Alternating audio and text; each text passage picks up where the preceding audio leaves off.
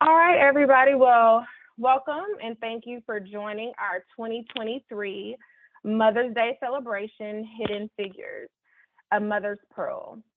Please make sure your phones are muted. I am Devidra Williams, Senior Business Manager with Billing Operations, and I want to welcome and thank our honoree today, Celeste Boyd-Spear, AVP of Mobility. Thank you for joining us today as we highlight successful mothers in corporate America.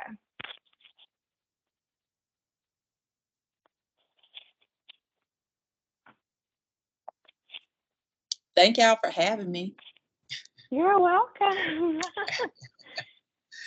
All right, so I want to just go ahead and introduce our honoree, Celeste Boyd-Spear. She leads our cross-sell and distribution for the organization. Her team is responsible for leading key initiatives to accelerate our growth in both fiber and 5G, while enhancing and driving distribution innovation. Since joining AT&T in 2000, Celeste has successfully held various roles that have contributed to her business development, ranging from leading domestic and international AT&T customer care call centers, regional operations, to training development and human resources. Prior to her current role, Celeste served as the Vice President and General Manager for the Southeast States Retail Organization, consisting of 4 states: Georgia, South Carolina, Tennessee, and Kentucky. She was responsible for the customer experience, sales performance, and market share growth for over 2,000 employees. While managing a multi-billion-dollar portfolio of wireless and broadband products that serve millions of customers, Spear has a strong commitment to volunteerism. When out of the office, she volunteers at local community food banks and has a teen mentoring circle comprised of female students across 4 Metro Atlanta high schools. She holds a Bachelor of Science degree in management from the University of Phoenix and an executive certification in leadership from the University of Notre Dame. She loves spending time with her family, upholstering furniture, and watching sports. And Celeste will relocate to Dallas, Texas. So welcome, Celeste. Again, thank you for having me. And I'm going to kind of update a couple of things because apparently somebody missed updating my bio somewhere along the way. So I guess that somebody would probably be me. But when you think about what my current role is, just think about 2 words: convergence and emergence, right? So I am VP of Convergence, bringing 2 products together, and emergence, thinking of innovative new ways of distribution. Convergence and emergence. That just makes it a little bit easier. Again, thank y'all for having me. Well, we are thrilled for you to be here, and we are ready to pick your brain and get started. So I'm going to just jump right in, Celeste, and thank you again for joining us. And just ask you, can you give us some insight on how you manage to balance it all: wife, mom, and career? Woo, Lord. So I will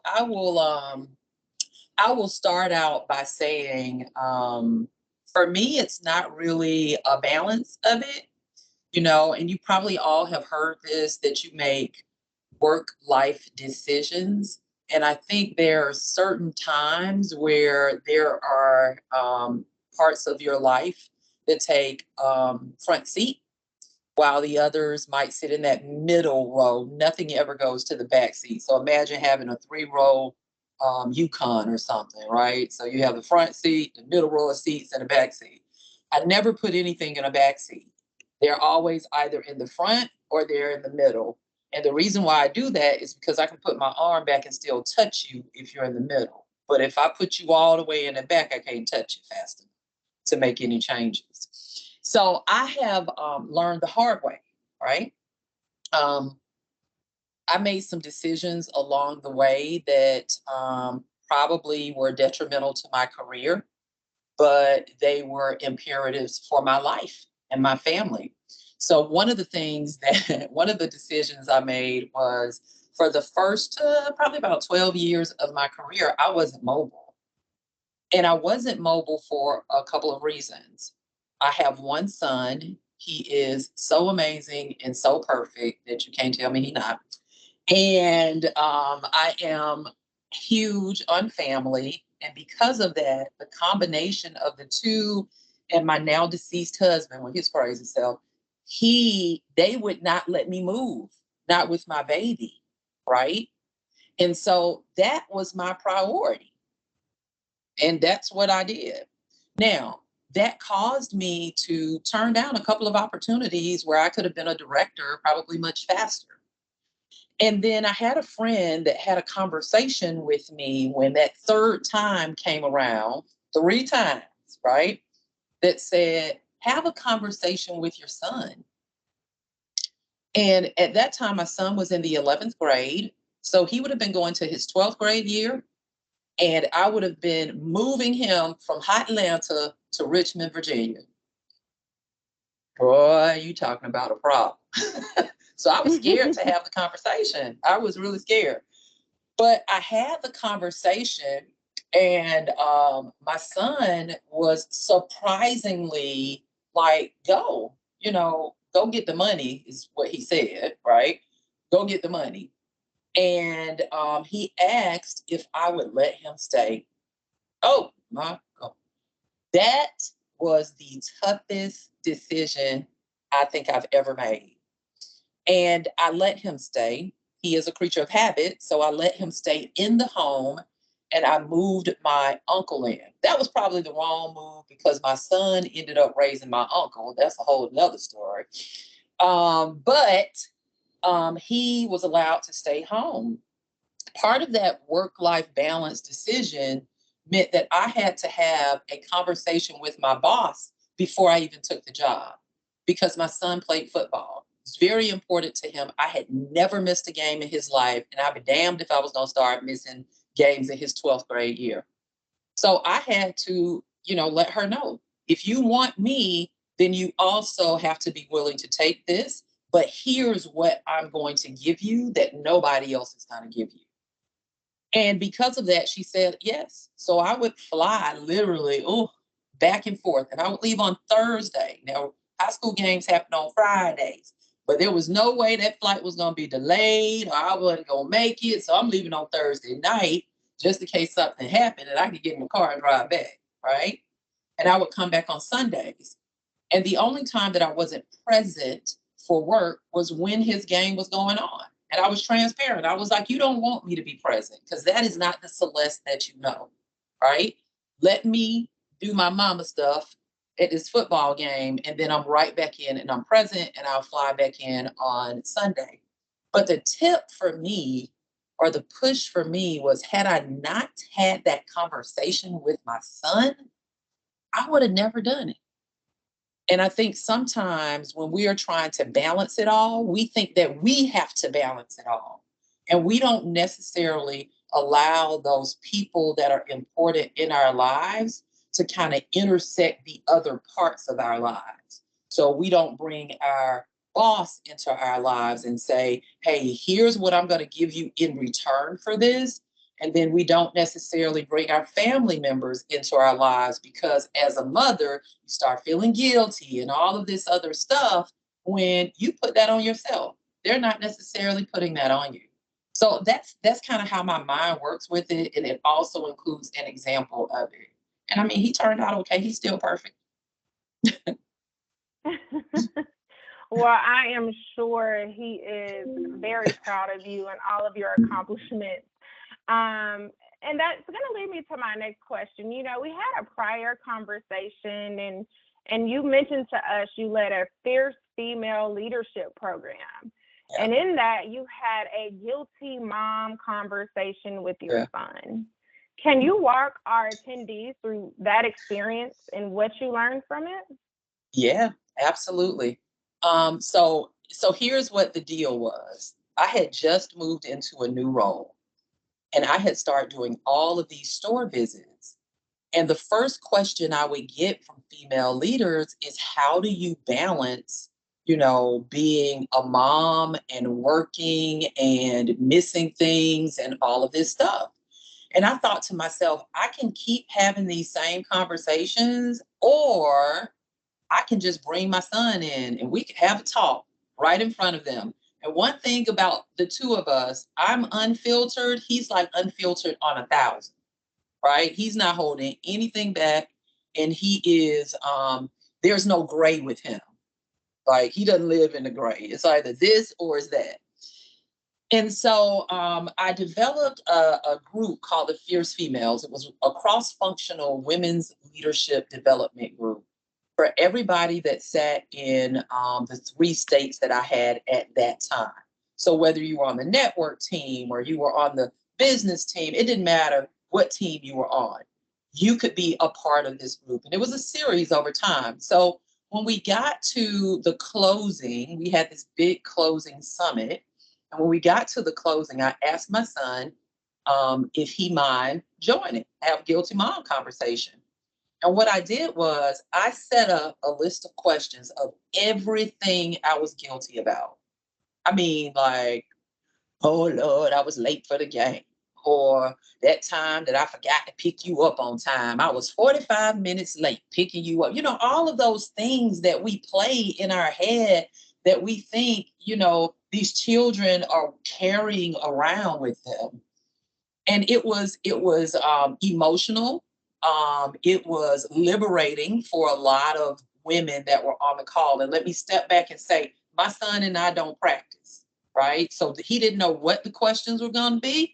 I didn't know what his answer was going to be. And I didn't know how I was going to react to those answers.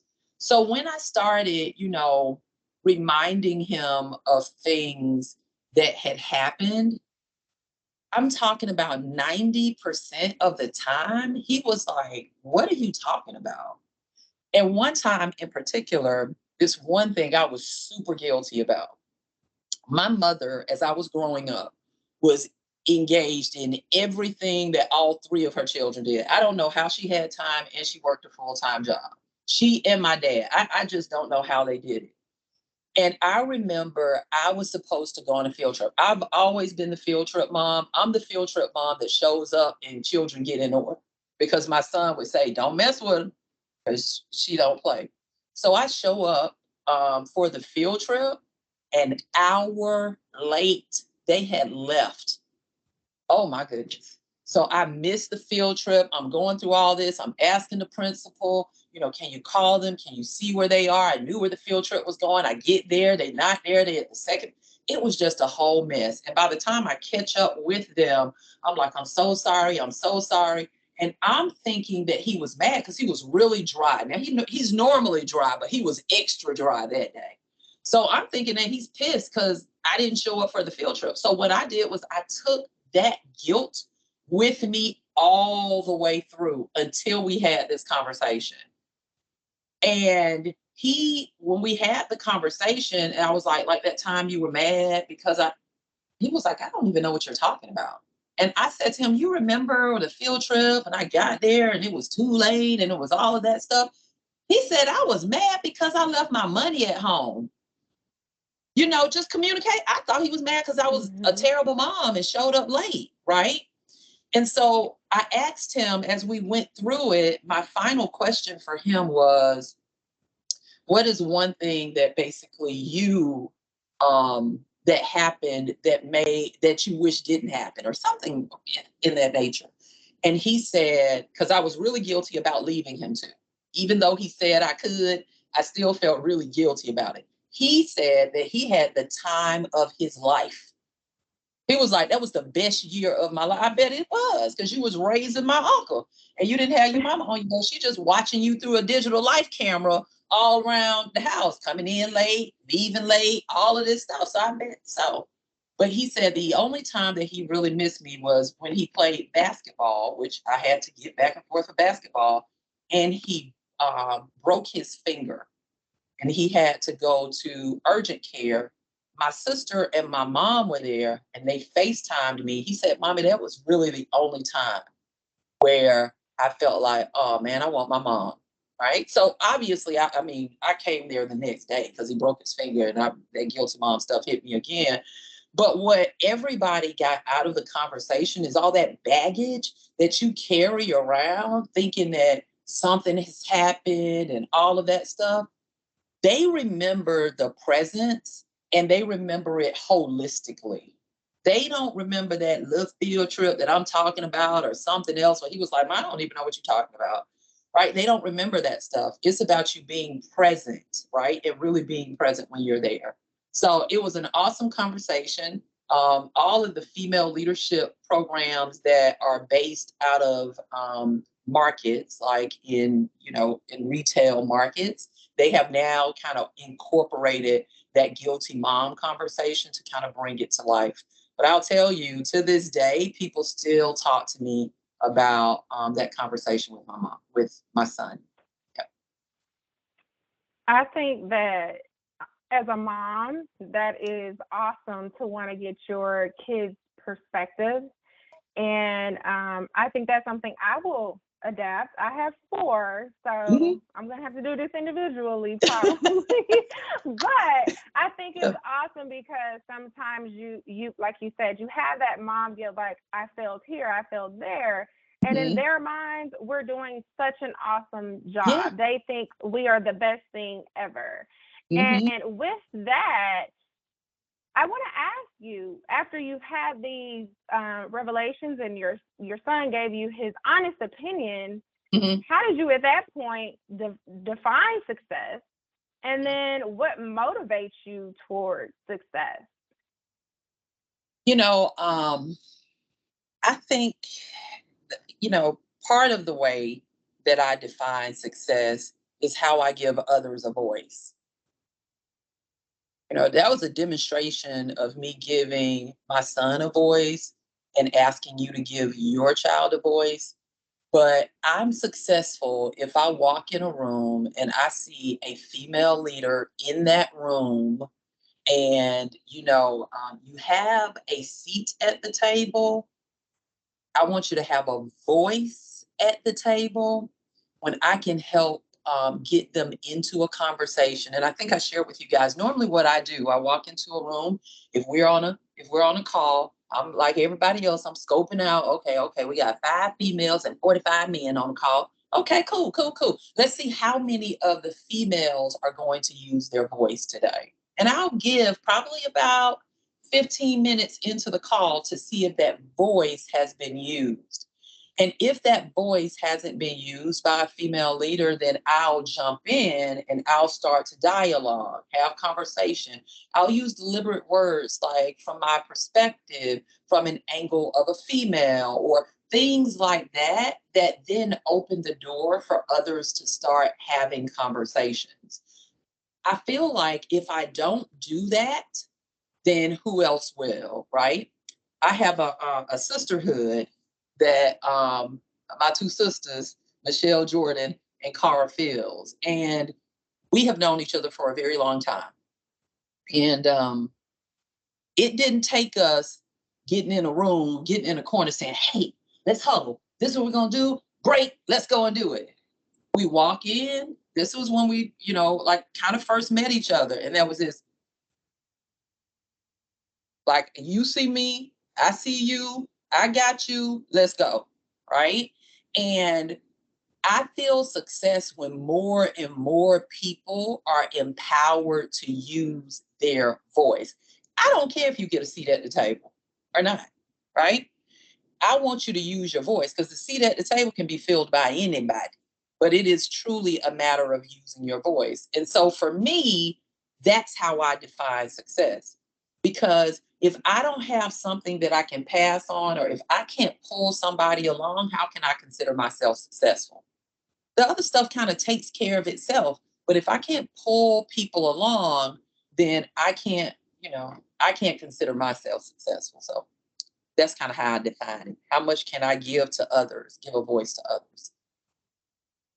And that is excellent. I think that when you move around and you think about your career, it's really leaving this space better than I found it, right? Mm-hmm. And so my question to you, for you to have that perspective now, who pulled you along, Yeah. Yeah. to say, hey, let your voice be heard and have, while you're having that seat at the table and seize these opportunities. So who pulled you along?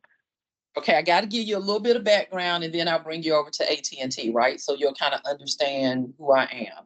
So I'm from Atlanta, right? And if anybody knows Atlanta back in when I was coming up, I lived on the west side of Atlanta. Now that side is booming and growing. It's going through gentrification, all of that. When I was there, it was the hood, right? They had a program, which they most likely have in every city.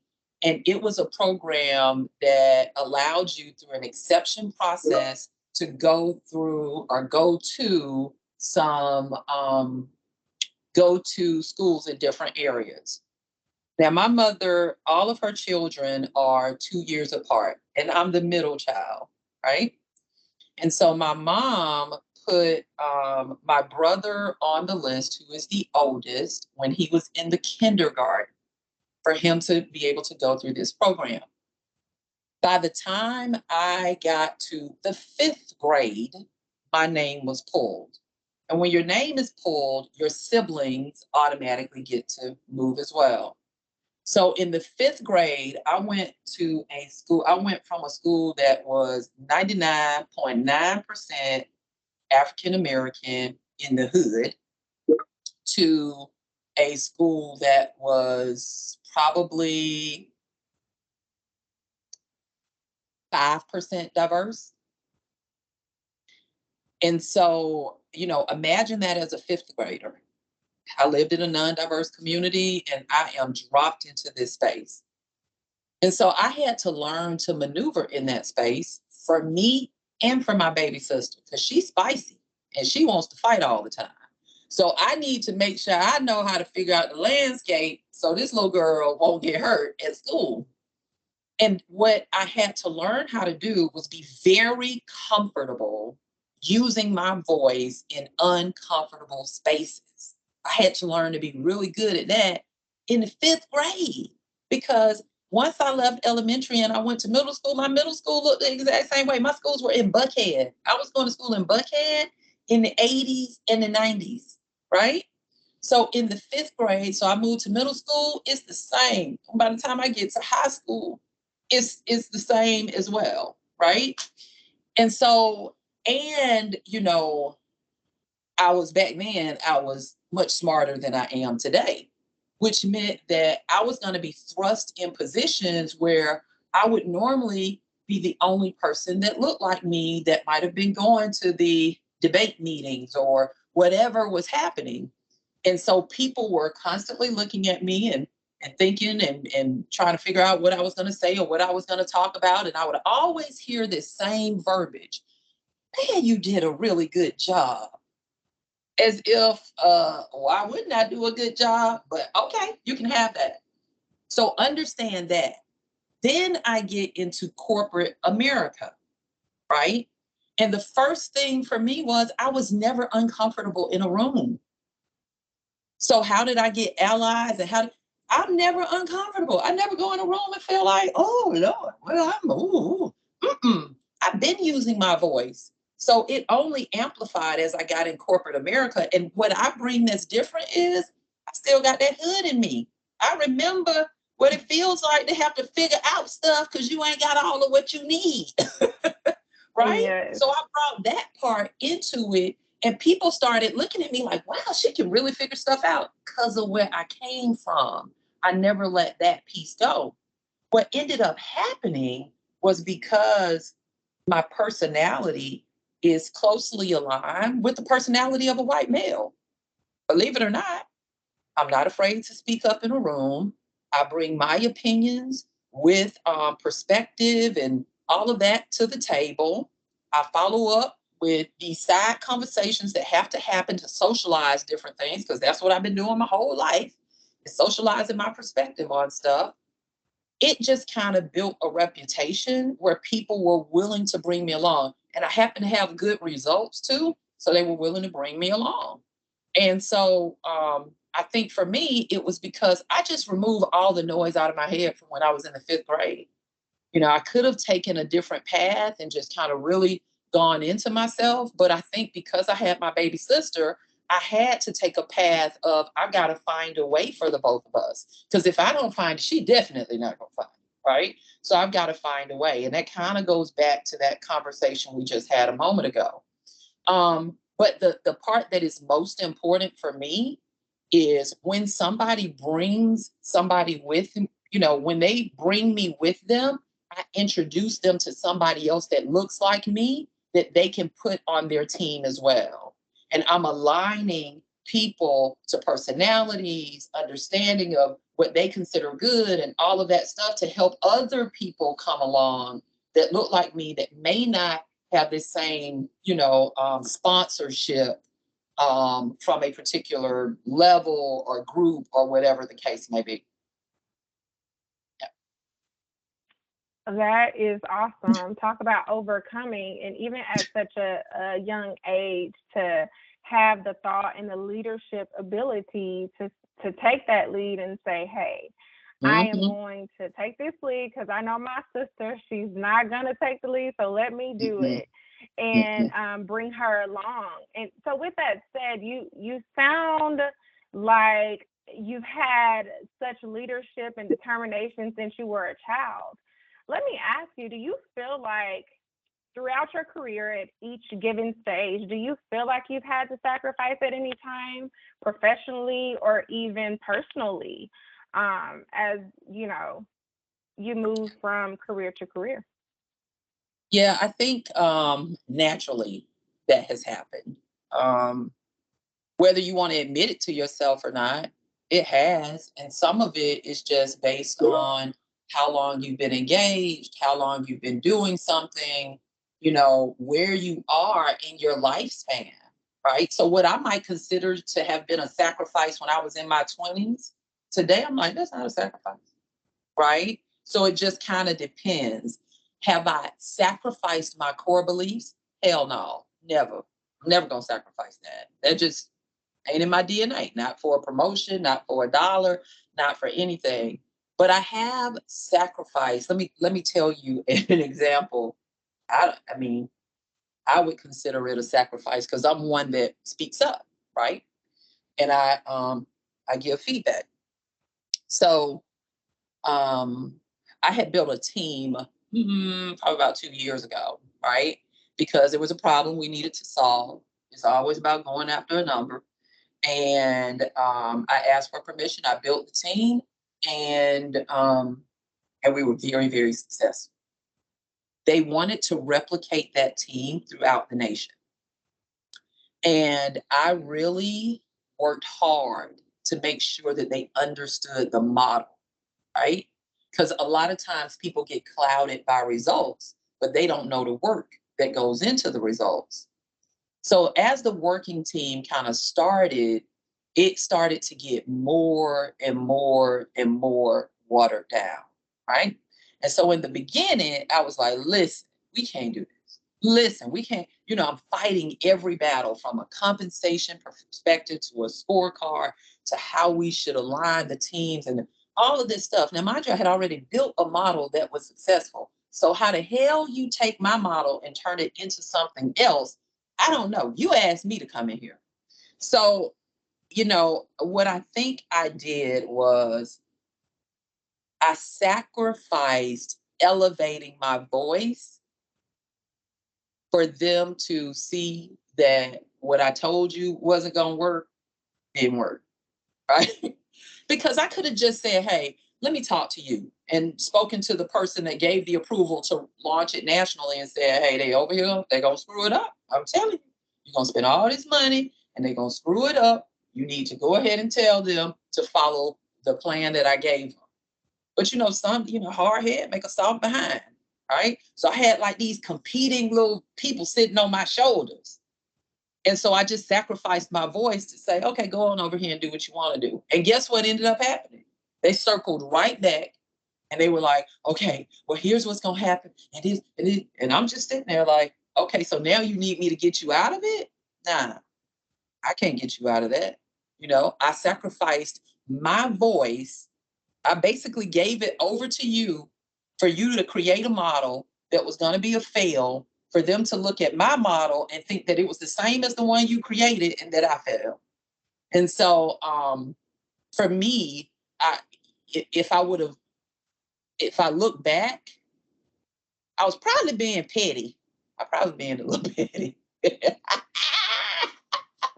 But I probably should have done what the one on this side said instead of the one on this side. But hey, I did it, and I said right, and I would not do that again. Right, I would not do that piece again. But my core beliefs, my core, what I'm going to do or not going to do, that just yeah. And I'm going to tell you why. Yeah, I can't do that. That doesn't. My favorite line is that doesn't sit well in my spirit. So I can't say that or do that. Yeah. Well, I think we all can say at some point in your life, you have a petty moment, personally, professionally, that we probably look back and say, you know what, I could have done this a little bit better, but Yeah. you can't change the past. You just have to keep moving forward. So, with that said, with some advice that you can give us as mothers, or you can offer the mothers on this call as motivation to continue their path of success. Yeah. The first thing is enjoy the time with your kids. Enjoy the time. I'm going to give you a couple of tips that I used that made my son always feel seen and present while I was with him. It made him feel like I was present.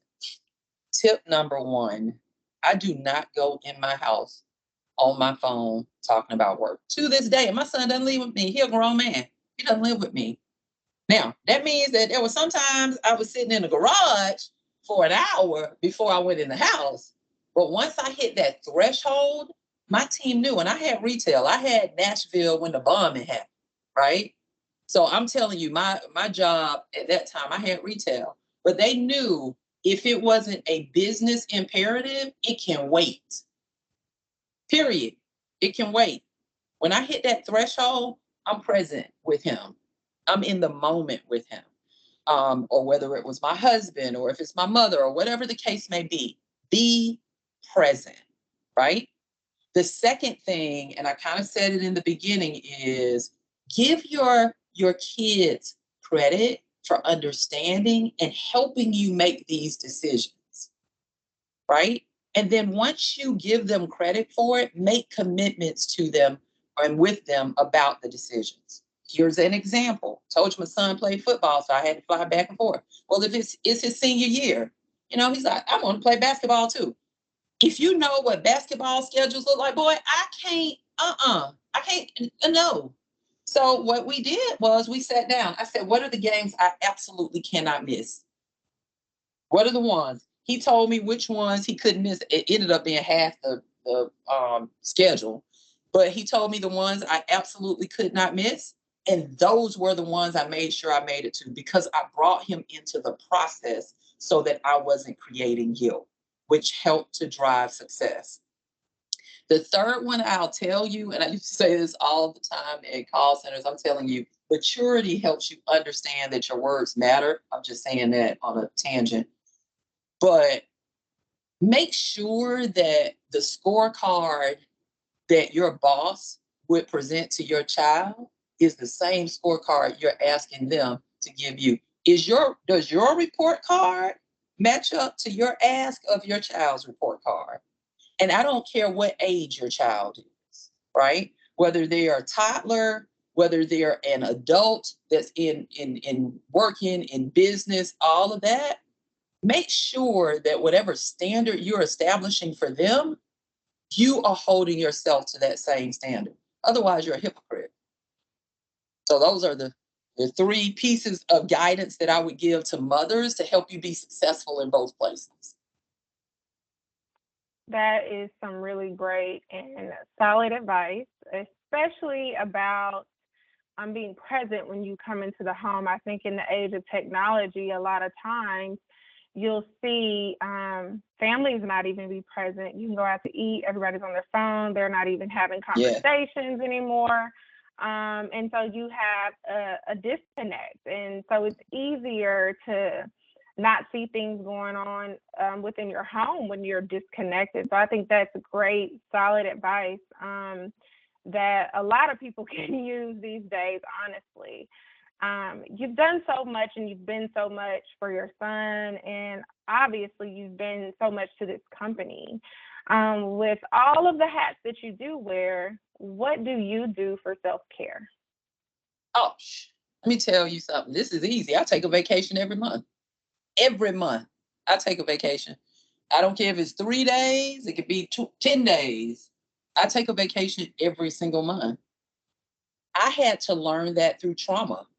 I didn't naturally know that. So I think I share it with you guys, and I'll share just a little bit more so you get a little bit more insight. In 2021, my entire world changed, right?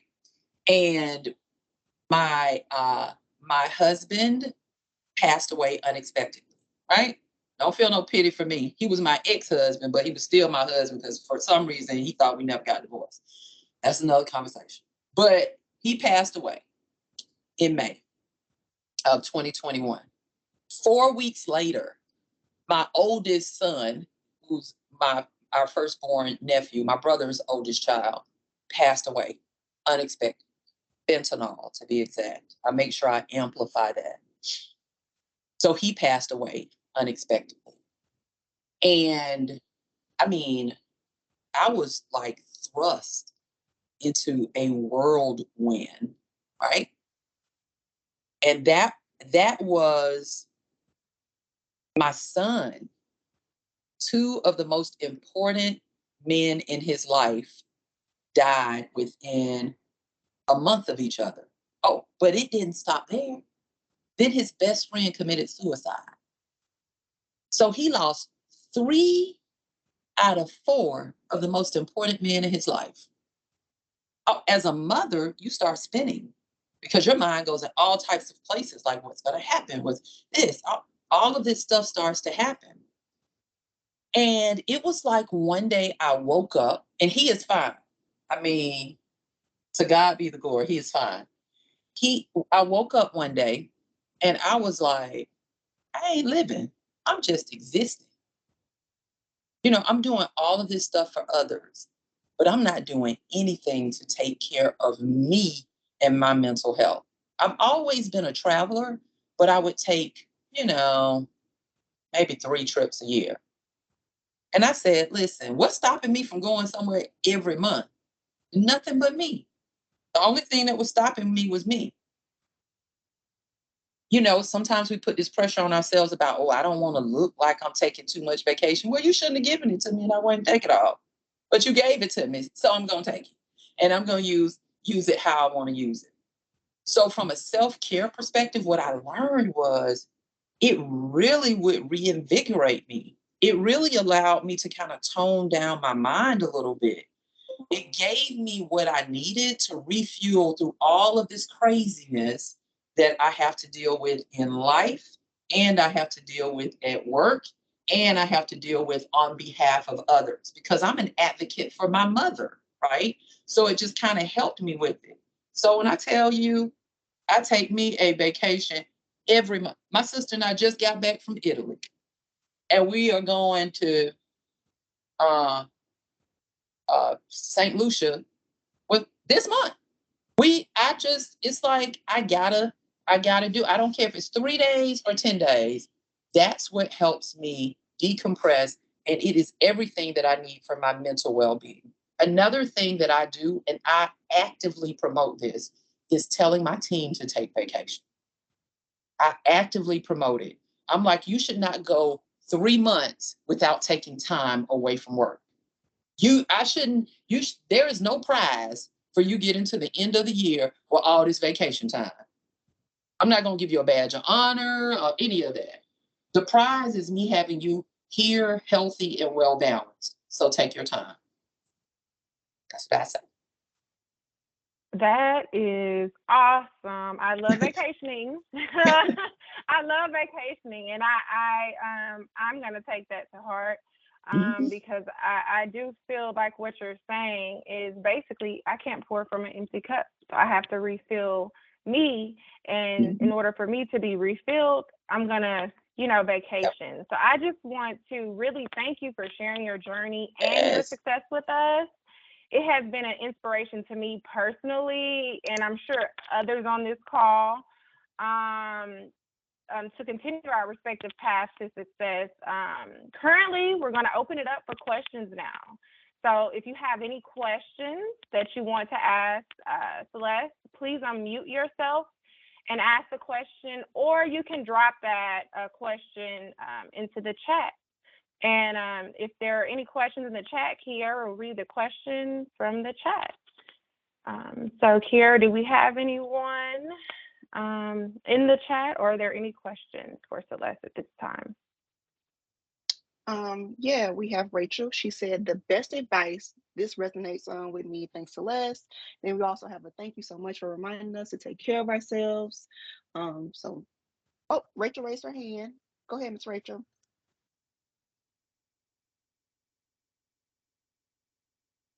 Is she muted?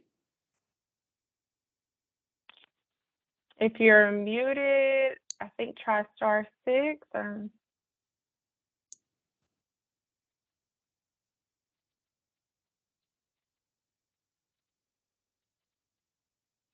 Try to unmute now, Rachel. I think I just hit allow. Mike, you should be good. Here I am. Here I am. Yeah. Mhm. Hello, ladies. Happy Mother's Day early. Happy Mother's Day to you, Celeste. Well, Celeste, I just want to thank you for this invigorating conversation and being real. Um, I'm real with my daughter as well. She's out there in the market. She's working hard, getting the nickels and pennies, and getting some stuff that folds too. But my question to you is, what type of advice do you normally, or do you, I'll say this, do you ever give your son, career advice? Because I do. And so I'm trying to figure this out. I'm trying to get a balance between mom and mom AT&T, because most of this time the advice comes from the AT&T mom versus the, oh honey, and listening and all of those things. So what do you do? What's your tactic there? That's a good question. The first thing I tell my son, this is I've been telling him this before he got a job. I always tell him your clear view is my rear view. And what I mean by that is what seems so clear to you and oh, this is a great idea.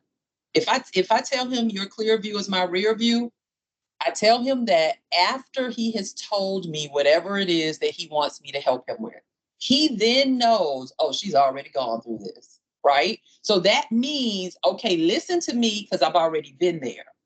If it is something that I have not experienced, what I will tell him is from a business perspective, here are the variables that you need to think about. So my son is an engineer that is also a finance guy.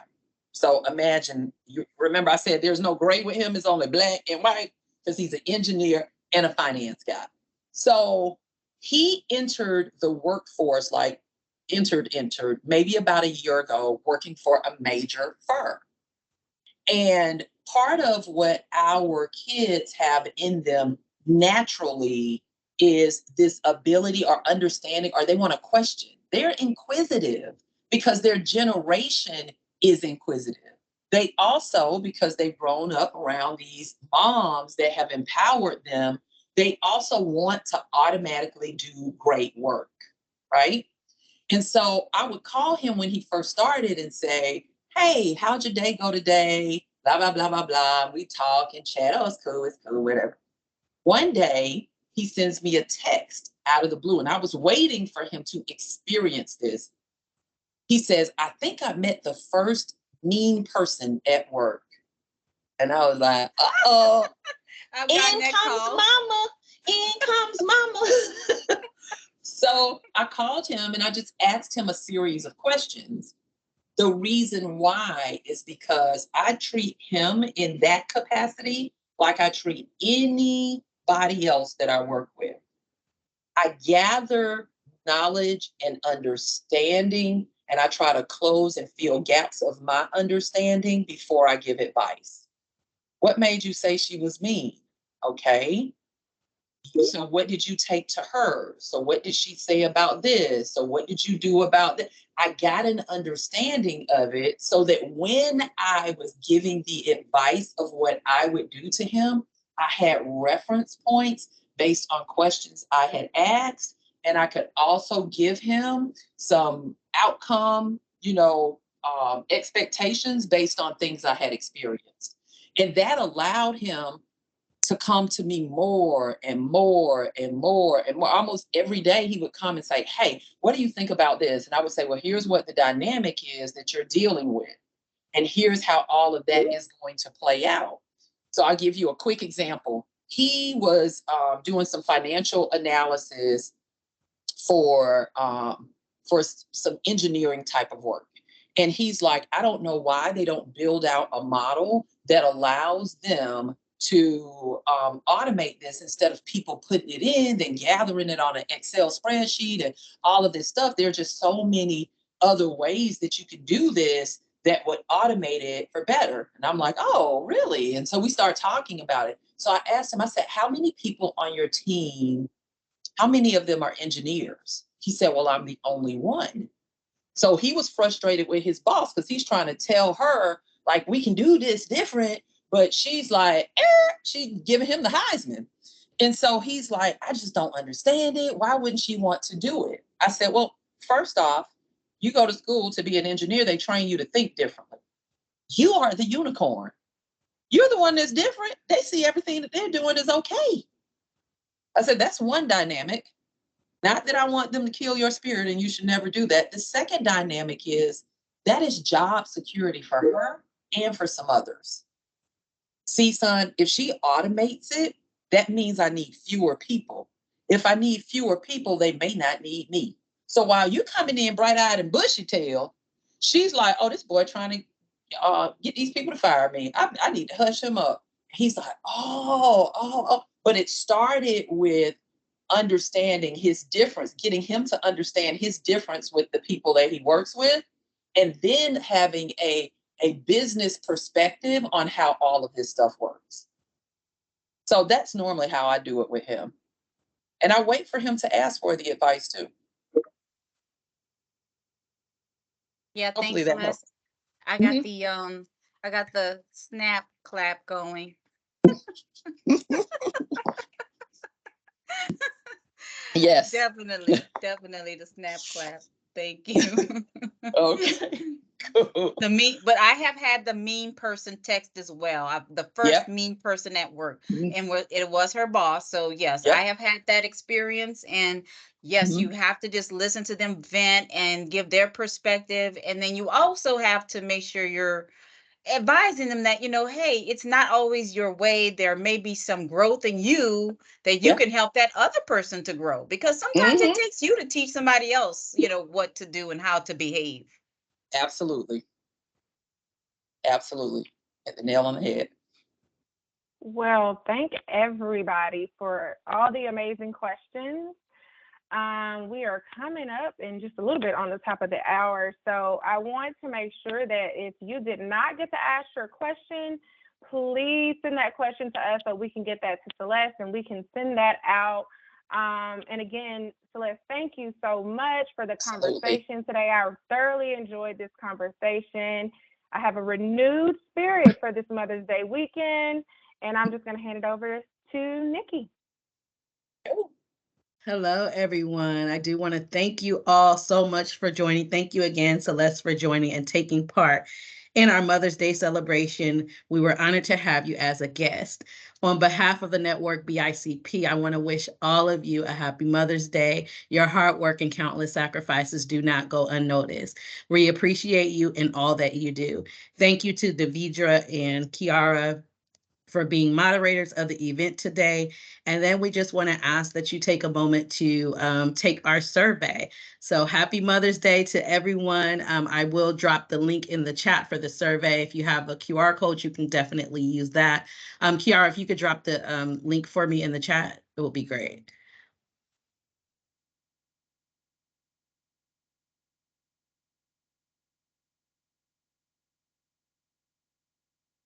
And if there was not anything else, we'll get that link to you right now. Sorry about that. And if there wasn't anything else, again, I want you all to enjoy your Mother's Day weekend. Please look out for our next event, which will be our mental health event, which is going to be on May 25th. It's Let's Talk About Grief. That should be going out sometime soon here. So definitely register and join for that event. If you have any questions, I am available on Teams, email, or text, just NL2363 if you need any assistance. And again, thank you all for making this event so successful today, and thank you for your time. Thank you. Thank you, Celeste, again. Thank you, Celeste. Thanks, everyone. Bye-bye.